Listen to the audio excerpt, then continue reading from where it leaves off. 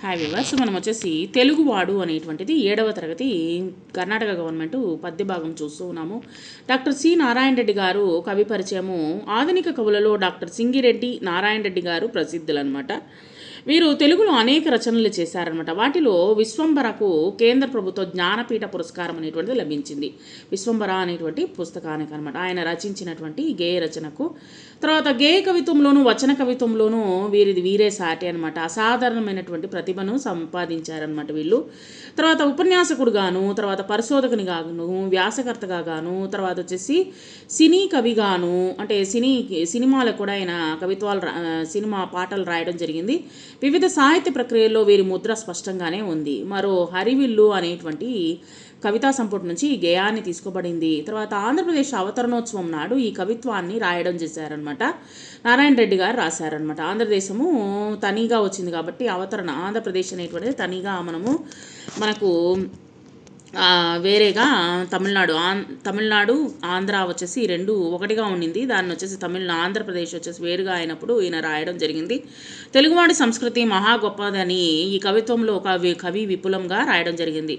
ఆధునిక కవిత్వాన్ని గురించి పిల్లలకు వచ్చేసి పరిచయం చేయడము ఈ యొక్క పాఠం యొక్క ప్రధాన ఉద్దేశంగా మనకు చెప్పడం జరిగింది.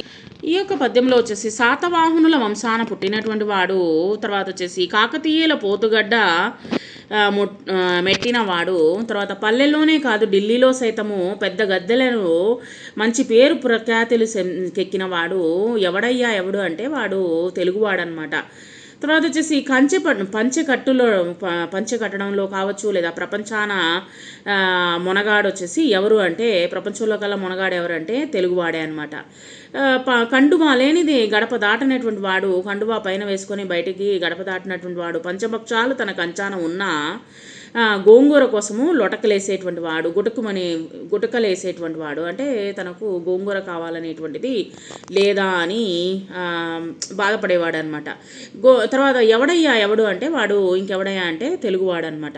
అదే కాకుండా తల్లి భాషకు వేరు ఇల్లు కావాలని అనుచు రైళ్ల పడగొట్టి మారాము చేసిన వాడు.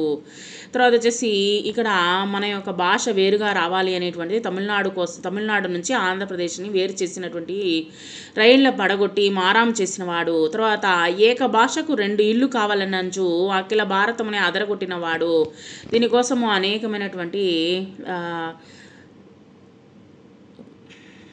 సత్యాగ్రహాలు చేసి, ఆ తర్వాత వచ్చేసి మనం వచ్చేసి ఉపవాసం ఉండి ఆ యొక్క రాష్ట్రాన్ని వేరు చేయడము జరిగిందనమాట.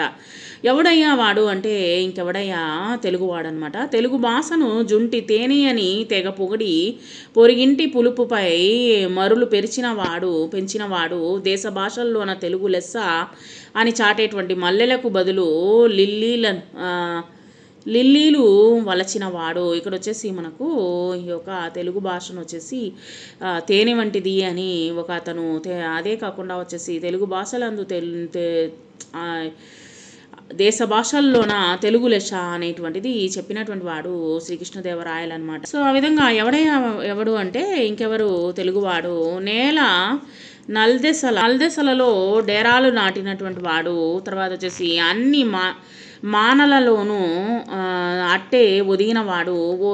ఏ దేశం ఎగినా ఎందు కాలిడినా ఆవకాయ వియోగ మసలే సైపనివాడు. ఇక్కడ వచ్చేసి ఎక్కడ పోయినా సరే ఆవకాయ కోసం వెతికేటువంటి వాడు అనమాట. ఎవడయ్యా అంటే వారు తెలుగువాడు. మంచి మనసు ఎదురైన మాలలిచ్చేటువంటి వాడు. ఎవరైనా మంచి వాళ్ళు కనిపిస్తే వారికి వచ్చేసి మాలను అందించేటువంటి వాడు. బాయి అన్న చేయి కలిపేవాడు. తిక్కరేగిందంటే డొక్క చీల్చేవాడు. చిక్కులేరుగాని వాడు చిత్తాన పసివాడు. ఎవడు అంటే ఇంకా తెలుగువాడు అనమాట. కాబట్టి అన్ని వర్గాల్లో వచ్చేసి తెలుగువారి యొక్క ముఖ్యం చెయ్యి అనేటువంటిది ఉన్నది అనేటువంటిది ఇక్కడ చెప్తూ ఉన్నారనమాట ఈ యొక్క పాఠంలో. పోతుగడ్డ, తర్వాత వచ్చేసి మొనగాడు, పంచభక్షాలు, వియోగము, కంచము, వడ్డించు, గుటకలేయు, చిత్తాన, మారాం, తిక్కరేగు, మరులు, వీటికి అర్థాలు అనేటువంటి తెలుసుకుందాము.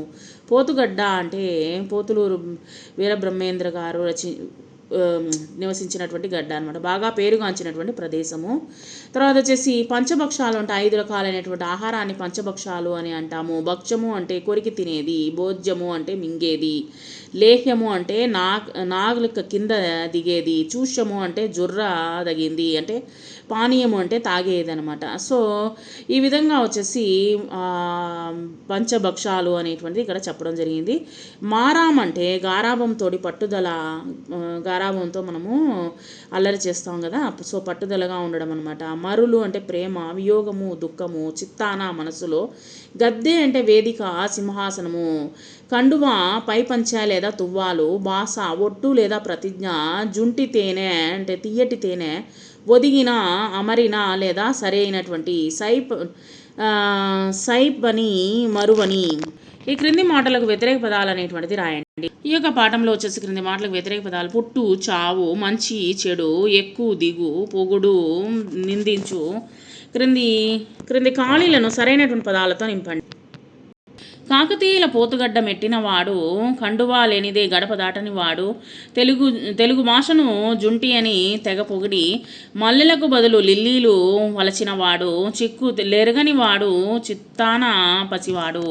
తర్వాత వచ్చేసి పాఠములో జంట పదాలు అనేటువంటి తెలుసుకుందాము. ఇల్లు, వాకిలి, ఇరుగు పొరుగు, పేరు ప్రతిష్టలు, తల్లిదండ్రులు అని మనము జంట పదాలు ఈ యొక్క పాఠంలో తెలుసుకున్నాము. ఈ క్రింది వాటిని జతపరచండి. ఇక్కడ ఇచ్చినటువంటి వాటిని జతపరచండి. క్రింది వాటిని జతపరచండి. తిక్క రేగిందంటే డొక్క చీల్చేవాడు, పెద్ద గద్దెల నేలి పేరుకెక్కినవాడు, పంచభక్షాలు తన కంచాన వడ్డించా, అఖిల భారతమును అదరగొట్టినవాడు, ఏ దేశం ఎగినా ఎందుకు కాలెడినా అనేటువంటిది మనము జతపరచండి. తర్వాత వచ్చేసి క్రింది పదాల్లో సొంత వాక్యాలు అనేటువంటిది రాయండి. ఇచ్చినారు చూడండి, 6 ఇచ్చినారు, వాటికి సొంత వాక్యాలు మనము రాద్దాము. గద్దె పూర్వకాలములో రాజులు రత్న ఖచ్చితమైనటువంటి బంగారు గద్దె పైన కూర్చొని పాలన సాగించేవారు. ప్రపంచము శాంతిని పాటించడము ద్వారానే ఈ ప్రపంచాన్ని సురక్షితంగా ఉంచుకోగలము. మునగాడు యుద్ధరంగములో శత్రువులను గడగడలాడించేవాడు, అసలైనటువంటి మునగాడు. పొరుగింటిలో వండినటువంటి వంటకాలు ఇంట్లో వారికి నచ్చుతుంది అంటే పొరుగింటి పుల్లకూర కమ్మన అన్నట్టు అనమాట. నలుదేశాలు భారతదేశ కీర్తి ప్రతిష్టలు ప్రపంచవ్యాప్తంగా నలుదేశాల వ్యాపించింది. డేరాలు పర్వతాలు అధిరోహించేటప్పుడు కొన్ని ప్రాంతాల్లో డేరాను వేసి ప్రయాణం సాగిస్తారు. క్రింది పదాలకు సూచినట్లు బహువచనాలు రాయండి. పదాలకు సూచించినట్లు బహువచనాలు అనేటువంటిది రాయండి. చుట్టూ చుట్లు, చెట్టు చెట్లు, కట్టు కట్లు, జట్టు జట్లు, బొట్టు బొట్లు, మెట్టు మెట్లు. ఇక్కడ ప్రశ్నలకు ఒక్కొక్క వాక్యంలో జవాబులు అనేటువంటిది రాయండి. తెలుగువాడు దేనికోసం గుటకలేసేవాడు? తెలుగువాడు గోంగూర కోసం గుటకలేసేవాడు. ఏకభాష కోసం ఏం చేశారు? ఏకభాష కోసం 2 ఇళ్ళు కావాలనని భారతదేశంనే అదరగొట్టినవారు. తెలుగు భాషను ఏమని పొగిడాడు? దేశ భాషలందు తెలుగు లెస్స అని పొగిడారు. డేరాలు ఎక్కడ వేసేవారు? నాటారు. డేరాలు వచ్చేసి నలుదెసలలో నాటారు, అంటే 4 దిశల్లో నాటారు అని అర్థం అనమాట. తర్వాత వచ్చేసి మంచి మనసు ఎదురైతే ఏం ఇచ్చేవాడు? మంచి మనసు ఎదురైతే మాలను ఇచ్చేటువంటి వాడు.